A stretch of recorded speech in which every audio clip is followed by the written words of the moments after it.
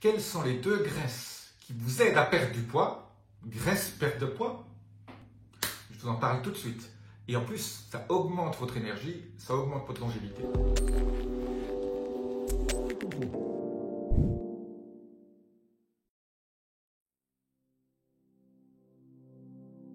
Je suis Jean-Marie Couterlin, expert en rajeunissement et longévité, et j'aide ma communauté à ajouter de la vie à leurs années et des années à leur vie. Alors, vous allez me dire, graisse, perte de poids, poum poum poum. En fait, qu'est-ce qui vous fait gagner du poids? On sait très bien, une des raisons, c'est votre non-habilité à transformer les sucres en glucose ou à avoir trop de glucose lié à une alimentation trop riche en féculents et en sucre et une insuline qui n'est pas adéquate.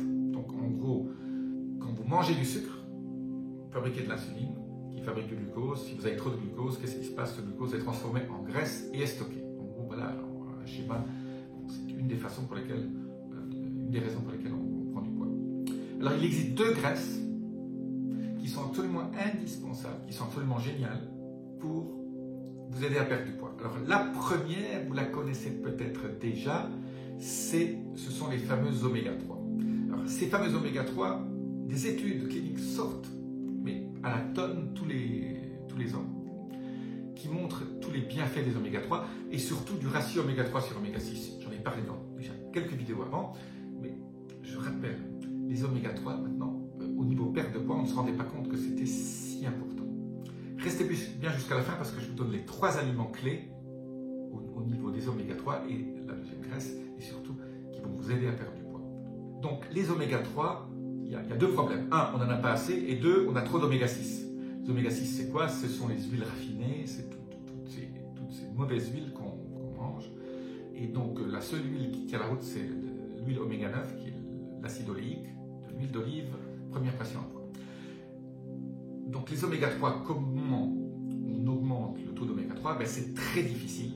Il y a 2 manières, la manière végétale et la manière animale. La manière végétale, c'est l'huile de lin. Donc on achète de l'huile de lin qu'on met dans la salade, ou on broie des graines de lin, parce que si on mange des graines de lin qui sont broyées, votre corps ne va pas pouvoir ouvrir la coque. Donc on broie des graines de lin qu'on saupoudre au-dessus dans la salade. Ça, c'est la première façon. La deuxième façon, quand on n'est pas végétarien, la deuxième façon, c'est les 3 poissons, la fameuse trilogie, maquereau, anchois et sardines. Ne pas manger de trop gros poissons. Le thon serait fabuleux en oméga 3, mais bon, il contient tellement de métaux lourds que vous avez plus de problèmes avec les métaux lourds que le bénéfice que vous obtiendrez des oméga 3. Si on n'arrive pas à manger assez de ces trois petits poissons, je conseille de supplémenter avec du krill. Le krill, c'est cette petite crevette, et on trouve ça dans les capsules. Oméga krill, par exemple, je vous donne un lien là en dessous. Donc, augmentez votre oméga 3, mais en même temps, pour que le rapport oméga 3 sur oméga 6 devienne un peu plus favorable, il y a 50 ans, vous aviez 1 pour 1, maintenant vous avez 1 pour 20. Vous avez 1 oméga 3 pour 20 oméga 6. Il y a 50 ans, on était presque à égalité, dans les années 50, 60. Quand j'étais jeune garçon, on avait un rapport oméga 3 sur oméga 6, presque à 1. Donc la deuxième chose, diminuer les oméga 6, donc diminuer toutes les mauvaises graisses. Toutes les mauvaises graisses, alors les oméga 6, c'est surtout le colza, tout ce qui est huile de cacahuète, tout ce qui est ces huiles qui ne sont pas d'huile d'olive. Donc supprimez tout ce qui n'est pas d'huile d'olive, même si on vous dit que le colza c'est bon, c'est pas bon du tout. Et surtout si c'est des huiles qui ont été chauffées, c'est mauvais pour la santé. Alors voilà la première graisse dont je voulais vous parler aujourd'hui, qui est absolument géniale. Augmentez les oméga 3 dans votre assiette et éventuellement les supplémenter si vous n'avez pas assez, et surtout diminuer les oméga 6. 1. 2. Ce sont les triglycérides de chaîne moyenne. Alors vous allez me dire, qu'est-ce que c'est que les triglycérides de chaîne moyenne? C'est des extraits de l'huile de coco. Je parlais de l'huile d'olive tout à l'heure, l'huile de coco, c'est sympathique aussi. Mais il y a une partie de l'huile de coco qui s'appelle l'acide caprylique, qui est extrêmement bénéfique pour la santé de 2 manières suivantes. Ça va induire des fabrications de cétones, et ces cétones, votre cerveau va les adorer. Les cétones remplacent en fait le glucose, donc vous pouvez manger très peu de sucre, pas de sucre du tout et pas de féculents, et quand même avoir de l'énergie via cet acide caprylique. Et cet acide caprylique aussi, je vais vous montrer dans une autre vidéo, ça tue tout le candida, et donc ça améliore votre microbiote. Et comme je disais toujours, le microbiote, c'est votre deuxième cerveau, absolument indispensable à cultiver votre microbiote, et l'acide caprylique fait ça. Alors, où est-ce que vous trouvez l'acide caprylique? Je vous laisse un lien en dessous, vous appelle triglycérides de chaîne moyenne, C8, parce qu'il y a 8 atomes de carbone. Alors, comment le prend-on? C'est un goût très sympathique, ça goûte un tout petit peu le coco.